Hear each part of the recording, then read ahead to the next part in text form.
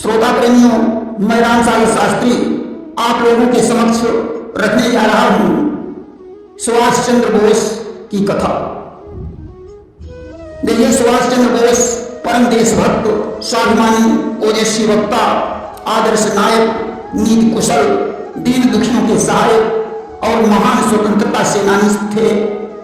वैसे तो हमारे देश में अनेकों स्वतंत्रता सेनानी हुए हैं, परंतु उनमें सुभाष चंद्र बोस का नाम बड़ी श्रद्धा के साथ लिया जाता है।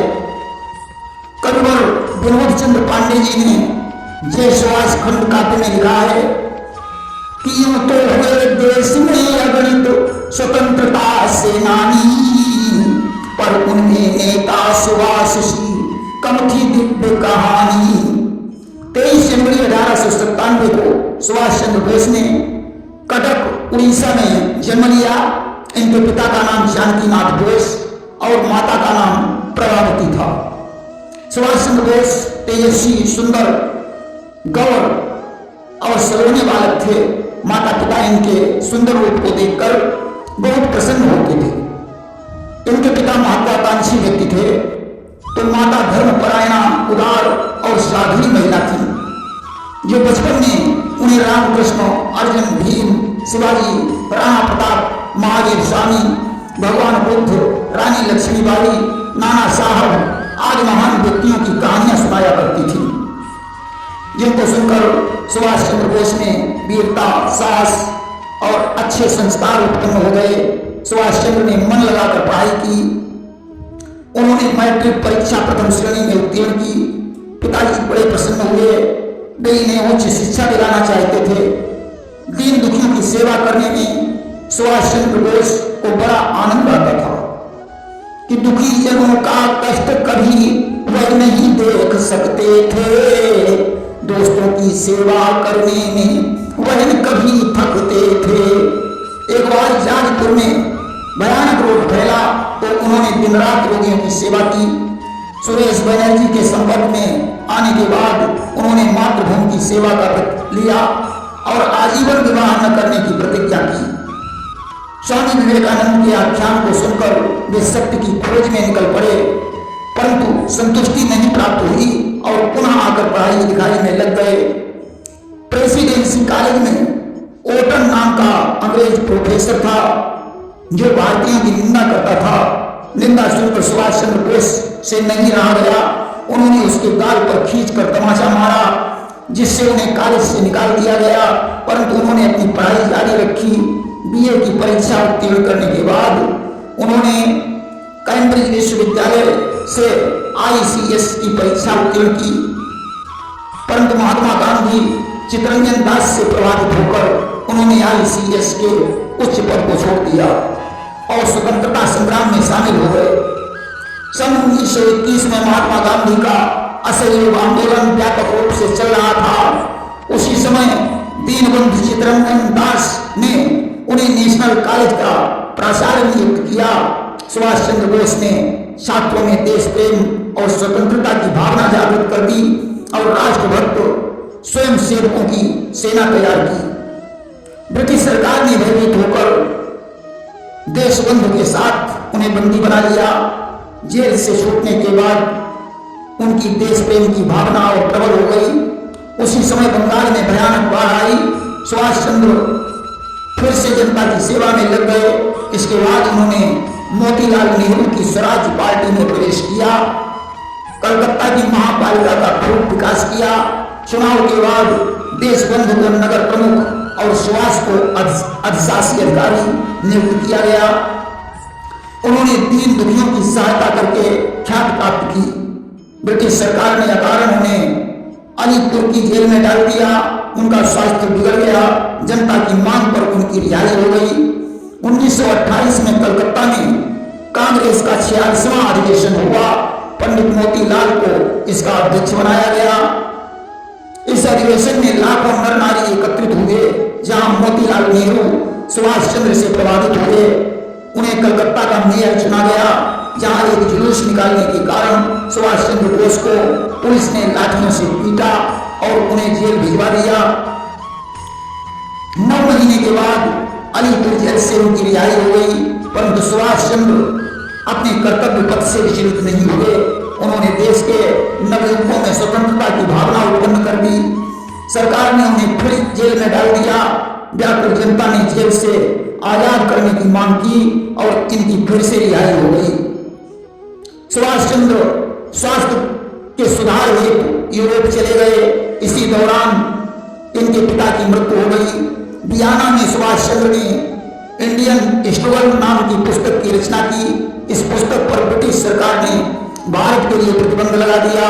1936 में वे भारत लौटे, परंतु आते ही सरकार ने उन्हें जेल में भिजवा दिया, जहां बीमार होने के कारण इन्हें रिहा कर दिया गया। अब ताप्ती नदी के किनारे विठल नगर में कांग्रेस का 91वां अधिवेशन हुआ, जिसमें सुभाष चंद्र 91 बैलों के रथ पर सवार होकर पधारे और इस अधिवेशन के अध्यक्ष चुने गए। उनके ओजस्वी भाषण से लोगों में जोश और उत्साह पैदा हो गया। उन्होंने सभी धर्मों के लोगों को मिलकर रहने और गांधी जी का सहयोग करने का अनुरोध किया। नवयुवकों से स्वतंत्रता संग्राम में भाग लेने का आह्वान किया। इस अधिवेशन में उन्होंने सीतारमैया को हराया था। गांधी जी ने उनकी हार को अपनी हार बताया। कांग्रेस के विघटन के कारण सुभाष ने इस पद से इस्तीफा दे दिया और फॉरवर्ड ब्लॉक नाम का एक दल बनाया।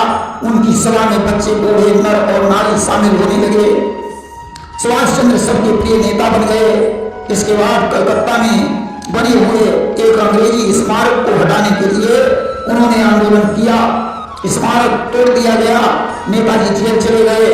कुछ दिनों बाद उनकी रिहाई हो गई। जेल के बाहर आने पर अंग्रेजी सरकार ने उन्हें उनके घर में ही नजरबंद कर दिया।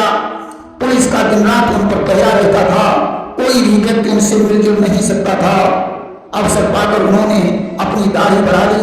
15 जनवरी 1941 को आधी रात के समय उन्होंने मौती का वेश बनाया और पुलिस की आंखों में धूल झोंक कर बाहर निकल गए। फ्रंटियर मेल से वे कलकत्ता, पेशावर और काबुल गए। काबुल में अपने मित्र उत्तम चंद्र के यहाँ ठहर गए। देखिए, आपत्तिकाल में 4 चीजों की पहचान होती है कि धीरज, धर्म, मित्र, नारी। आपत्तिकाल परखिए चारी। धीरज, धर्म, मित्र और नारी की पहचान आपत्तिकाल में होती है। उत्तम चंद्र सच्चा मित्र था। उसने उन्हें देश से बाहर भेजने में सहायता की। जैसे तैसे वे जर्मन पहुंचे। वहां से बर्लिन में पहुंचकर इन्होंने आजाद हिंद का गठन किया। आजाद हिंद फौज तैयार की। विदेशों में बसे भारतीयों ने उन्हें सहयोग दिया। वे पनडुब्बी द्वारा टोक्यो पहुंचे। जापानियों ने इन्हें पूरा सहयोग दिया। जापान से सिंगापुर में रास बिहारी बोस ने उनका स्वागत किया। इस सेना में नेहरू, गांधी, आजाद, बोस नाम के 4 ब्रिगेड थे। सुभाष की सेना अस्त्र शस्त्रों से सुसज्जित होकर शत्रु पर आक्रमण करने को तैयार थी। सुभाष चंद्र ने आजाद हिंद के वीरों को दिल्ली चलो, जय हिंद के नारे दिए। तुम मुझे खून दो, मैं तुम्हें आजादी दूंगा कहकर युवकों का आह्वान किया। दिल्ली के लाल किले पर तिरंगा फहराना ही इस सेना का लक्ष्य था। सुभाष चंद्र बोस करोड़ों हृदयों के विजेता थे कि वह थे कोटि कोटि हृदयों के एक महान विजेता।